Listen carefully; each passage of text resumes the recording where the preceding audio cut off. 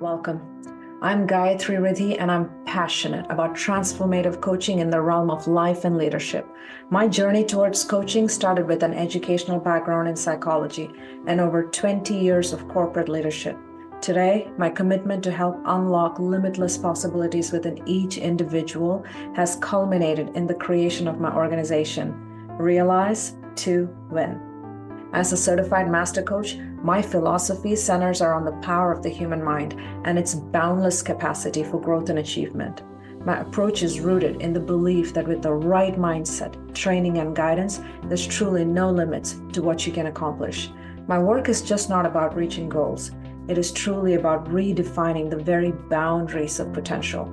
Join me every week on my podcast, Catalyze Your Self, where we can dive into mindsets, experiences, and practical steps that will ignite your transformation towards limitless possibilities.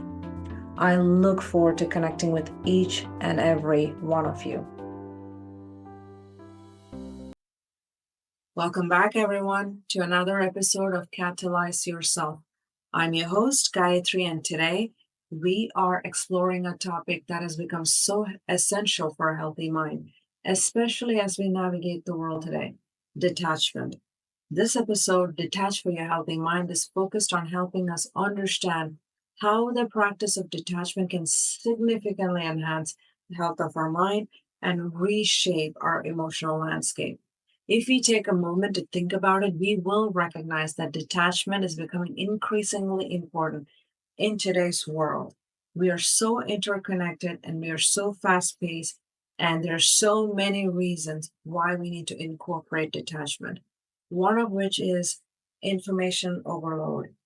We live in an era where we have access to information 24/7, social media updates, news cycles, and most of which is primarily focused on catastrophizing or highlighting the not so pleasant parts of human nature or what is happening around the world.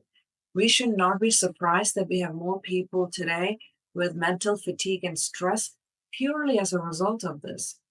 Detachment helps us prioritize our mind and focus on what keeps us healthy, reducing that overwhelm that comes with too much information.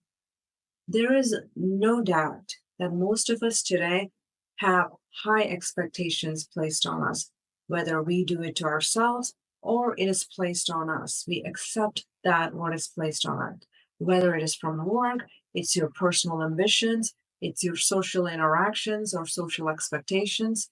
All of these are sure pathways for anxiety and depression if you do not mitigate.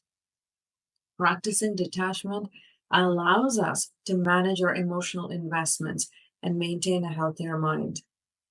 And somehow, we also seem to be forgetting that moderation is the key to success. Instead, we tend to play in the extremes, and we tend to do the same with technology. True, very true. Digital tools and platforms helps us advance.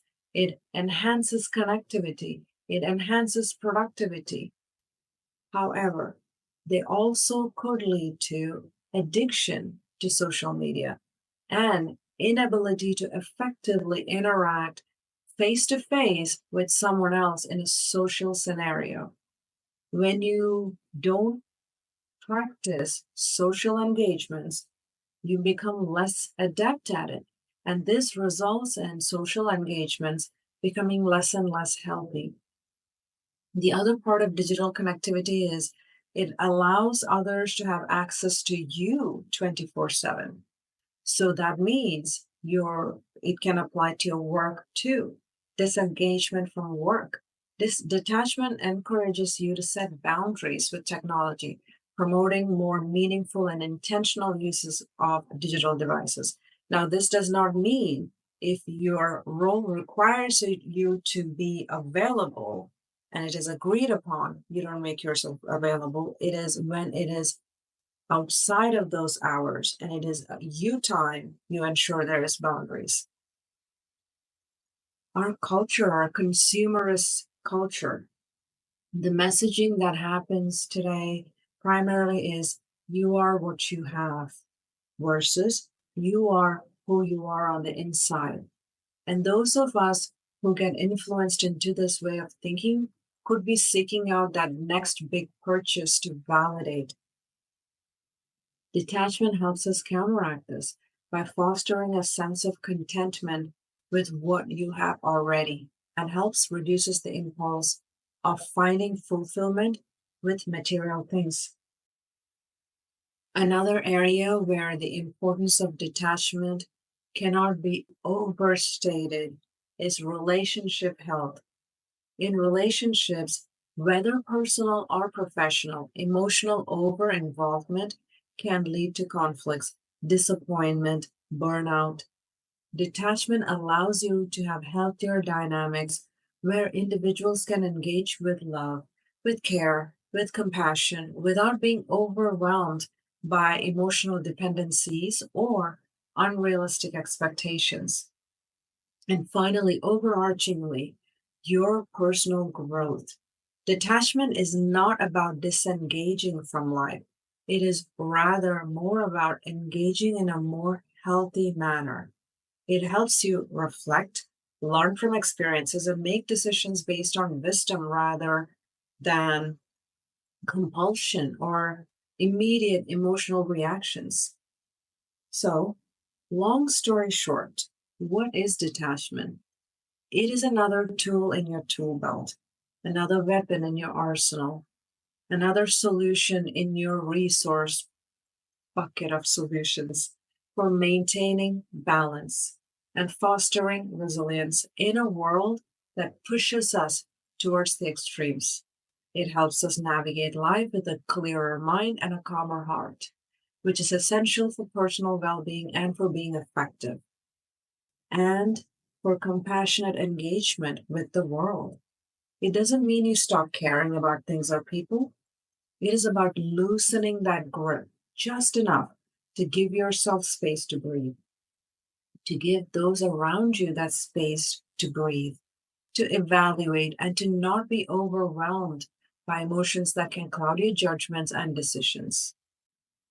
Before we go into what we can do to detach, we should take a moment to look inwards. If you know me, you know. I will remind you to first become aware of yourself, your authentic self. Then you can figure out what your area of growth is and how you can grow in that space. What kind of attachment style do you have?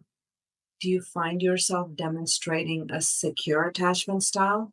If you find yourself with a balanced emotional response and a comfortable level of independence and closeness in relationships, you have a secure attachment style. You're also the ones with the most advantageous position to leverage detachment where needed. Your attachment style gives you that emotional security and mental confidence to detach for the health of your mind. If you're finding yourself with a preoccupation with relationships, if you find yourself with a fear of being abandoned, if you find yourself with a hypersensitivity to potential relationship threats, there is a high possibility you have anxiousness influencing your attachments. Anxiety, as we know, often involves excessive worry, fear, and there's a heightened state of nervousness around what it is that you're anxious about. The other part we cannot forget is that someone with an anxious attachment style, there could be an inability to detach, and that can exacerbate those feelings.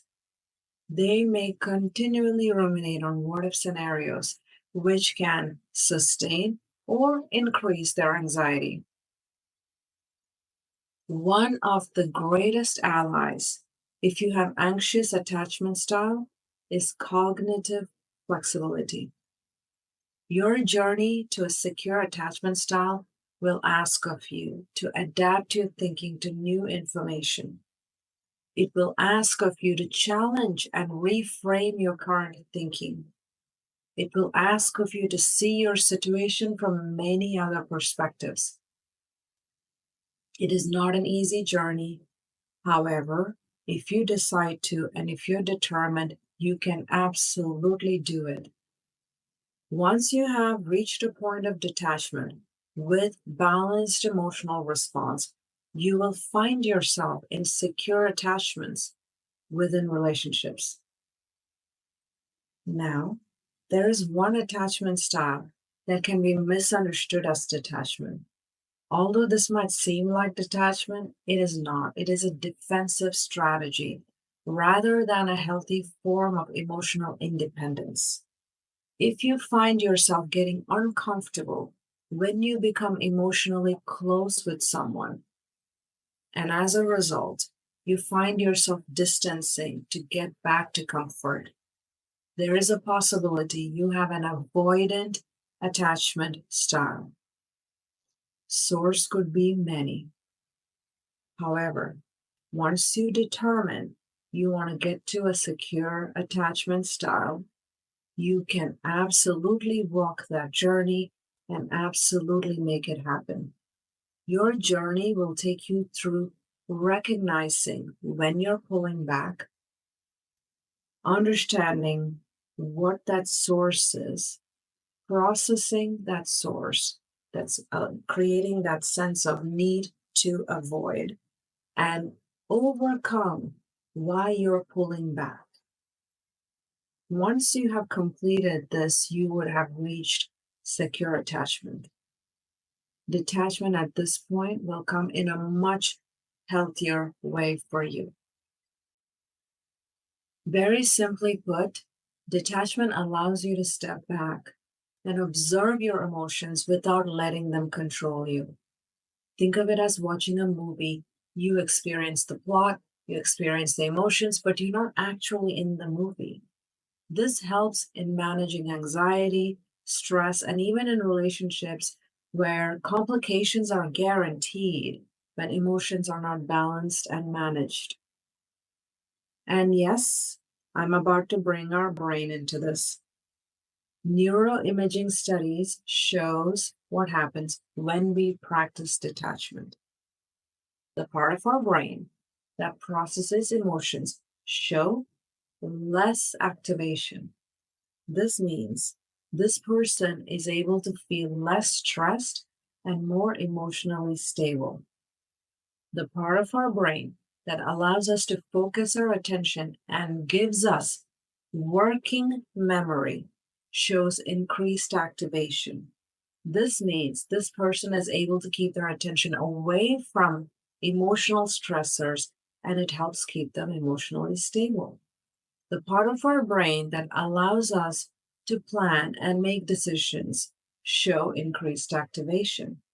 This means this person's rational and logical thinking has kicked in, and that is now what is strongest in them. Detachment doesn't mean you don't care. It means you're making a conscious choice not to let certain things dominate your emotions and disturb your peace of mind. Once you start practicing detachment, you will find yourself demonstrating what will positively impact you and others around you. Let me give you a few of those. Once you start practicing detachment, you will find yourself making thoughtful decisions. You will find yourself responding to situations with clarity and balance. You will find self worth from within rather than relying on external validation and other people's approval or material success. You will find yourself with reduced anxiety and insecurity. You will find yourself appreciating your now, your current experiences. You will find yourself with more realistic approaches due to your acceptance of your current reality. You will find yourself with a greater sense of inner peace. You will find yourself in secure and authentic relationships, and you will find yourself growing personally, professionally, holistically. So we know if we can detach, it's good for us and for those around us. However, the fact remains, depending on where you are in your growth, self awareness, attachment style, etc., just the idea of detachment might sound daunting. It may be difficult for sure for each of us. It will be unique for each of us. However, it can absolutely be done. And you start with simple practical steps to train your brain, mind, and body. My own experience, my studies, and what I have seen as most effective with my clients, let me share with you. And perhaps you can add this to your day to day activities. For those who know me and those who are regular listeners of mine, you already know what I'm about to highlight as the first one: mindful awareness. Yes, being mindful in the moment allows you to be more aware of your thoughts without immediately reacting to them. This involves observing your thoughts as they arise, acknowledging them, and letting them pass on without judgment. Let us say you have a presentation coming up and you're finding yourself in worry over it. Every time you become aware of the worry, gently redirect your focus to the current moment through your senses, your physical senses. So it could be your focus on your breath. It could be that you focus on how your feet feels inside your shoes. It could be the texture of the pen you're holding in your hand, etc. If you find yourself focused on negative thoughts, make a note of it. Practice your mindfulness technique to get out of that negative thought. And then take a look at your pattern of negative thoughts.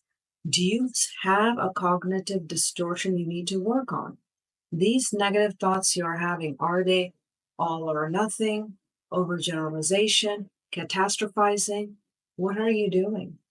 When you see the pattern, you will recognize what you're doing. And you could be and may be worrying about something that may not be real.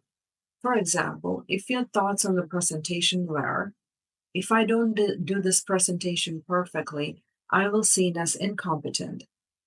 Or it could be at another time you're having a thought that goes, if I don't do this presentation perfectly, I will be seen as a total failure. You will recognize that what you're doing is an all or nothing thinking that is fear and worry based versus what is reality. One daily practice that helps you ensure that you're intentional in your thinking is to challenge your thoughts. This tells you if you're aligned with your authenticity or if you're indulging in some sort of cognitive distortion. So challenge the validity of your thoughts with questions like, what evidence do I have that support that thought? What evidence do I have against it? In the instance of that presentation example, as a challenge to your negative thoughts, you might consider past projects where less than perfect results still led to success. And this could be an example where you yourself did the presentation, or it could be somebody else. It is looking for that evidence that challenges the fear that you're potentially having. Another way to live your day to day life is to help your brain reframe your perspective to a more neutral or positive light, no matter what comes your way. You're literally training your brain to think differently. For example, as you face the deadline of a presentation, instead of thinking, I will never finish on time, you could think, this is an opportunity to show how well I can manage time under pressure. And I know there are some of us who think positive is not always realistic. For those of you, I will suggest rational and neutral thinking as a practice. So when you're faced with negative or distorted thoughts, replace them with rational, balanced thoughts based on evidence you have gathered. With this approach, you could change the thought. And the thought you may have is, everyone will think I'm incompetent if I ask for help. With rational thinking, you can shift it to, asking for help shows I'm committed to doing my best, and everyone needs help sometimes.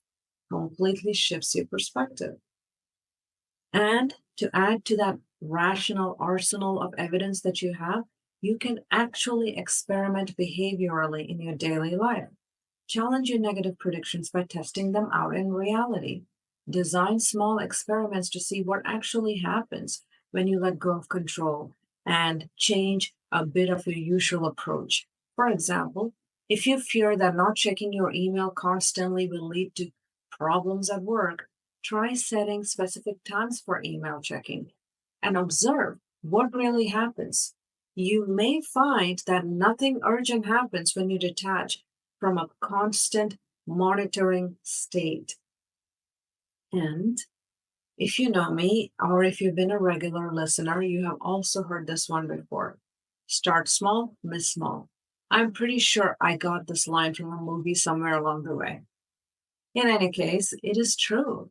Micro exposures that gradually increase in scope is a good way to train your mind and your body to respond differently. So gradually expose yourself to the scenario, situations, or thoughts that you find difficult to detach from, starting with less challenging ones and slowly working up to more challenging ones.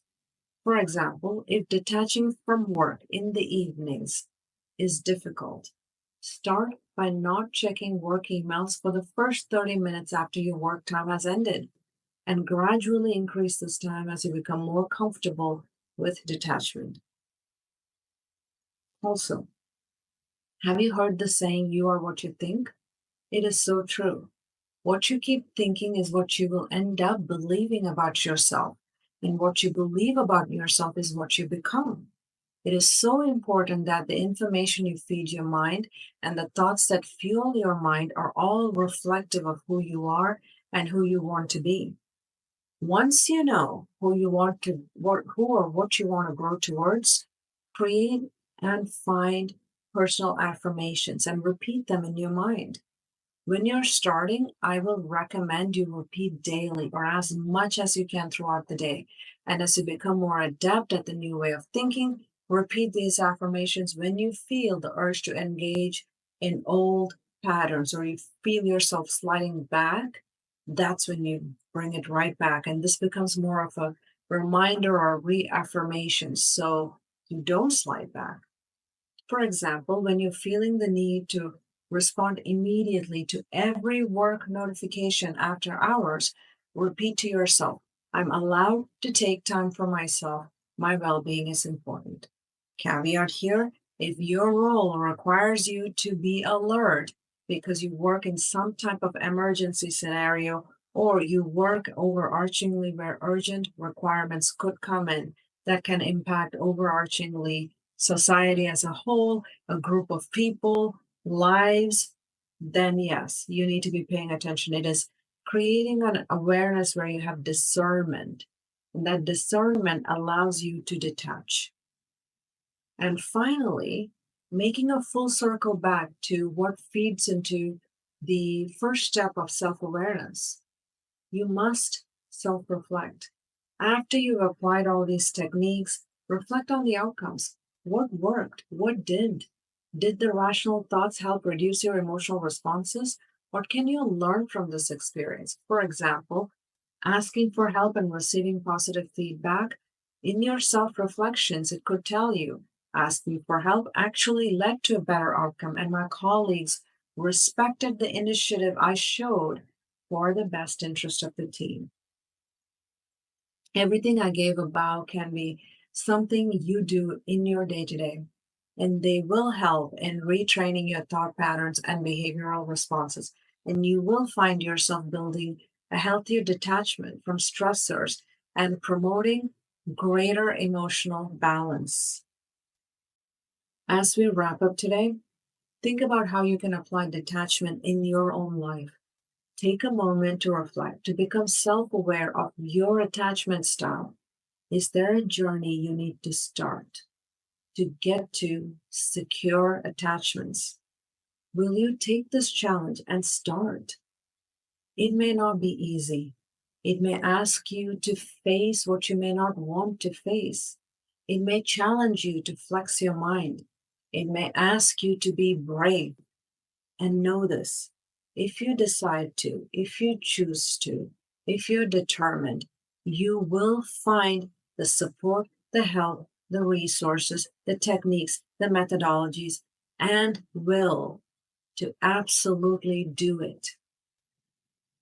Detachment is not about isolation. It is about healthy engagement with your emotions and the world around you. It is where you can reduce your reliance on external circumstances or emotions to determine your state of mind and overarching happiness. Detachment is so transformative. It fosters your resilience, it reduces your stress, and it promotes your mental balance and stability.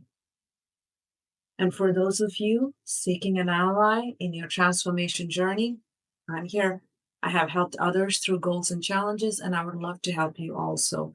I'm a life and leadership coach, so please feel free to connect with me via Instagram and LinkedIn. You will also find my socials in the podcast description. If you found this topic helpful, please do share your feedback. It will be greatly helpful to me, and it could also help other listeners to get different perspectives. Please follow or subscribe as your podcast platform allows. This way, you will not be dependent on algorithms to pull me into your feed. You'll be guaranteed a fresh episode every Monday. That's it for today's episode of Detach for a Healthy Mind. I'm your host, Gayathri, and I hope you found it enlightening and that it inspires you to embrace detachment in a healthy way. Until next time, keep learning as much as you can about your authentic self and keep catalyzing yourself into the best version you can be.